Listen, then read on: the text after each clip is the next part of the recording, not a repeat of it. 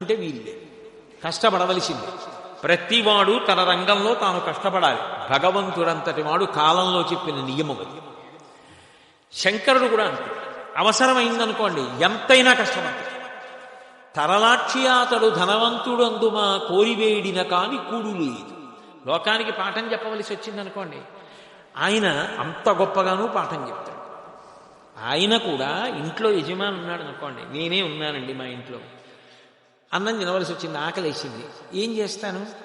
ఏమిటో అకాలంగా ఇవాళ బయట హోర్న వాన, ఎప్పుడు లేని ఏమిటో సాయంకాలం 5ంటికి ఆకలేస్తోంది, ఏమైనా కొద్దిగా పోనీ బరువు అయింది ఏదైనా పెడితే మళ్ళీ రాత్రి పలహారం చేయలేని అనుకుంటే ఓ 3 అప్పడాలు కాల్చిపెట్టు అంటే ఏమిటి అకాల కోరికలు అందవు.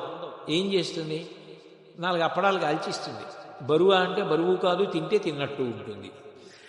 అప్పడం వల్ల కడుపు నిండదు, కానీ ఇతర పదార్థాల చేత కడుపు నిండేటట్టు చేస్తుంది. దానికి ఉన్న దహనదోహదకారి అంటే అది చూసారా, కాలడానికి పనికొస్తుంది ప్రాణవాయువు.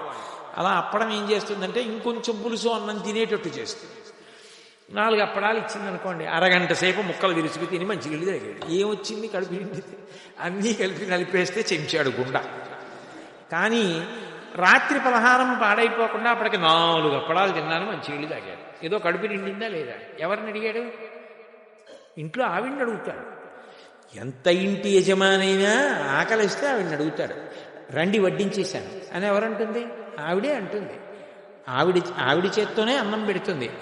లోకంలో నేనింతటి వాణ్ణి, నేనెందుకు అన్నం అడగాలమ్మని అనుకుంటారేమోనని శివుడే మొట్టమొదట అన్నపూర్ణమ్మ దగ్గరికి వెళ్ళి భవతి భిక్షాం దేహి అన్నాడు. రే, నేనే నా భార్య దగ్గరికి వెళ్ళి అడిగా, నువ్వెంతటి వాడివిరా? భార్య తక్కువ అనకూడదురా. ఒకనాడు ఆమె ఎక్కువ, ఒకనాడు నువ్వు తక్కువ, ఒకనాడు నువ్వు ఎక్కువ, ఆవిడ తక్కువ.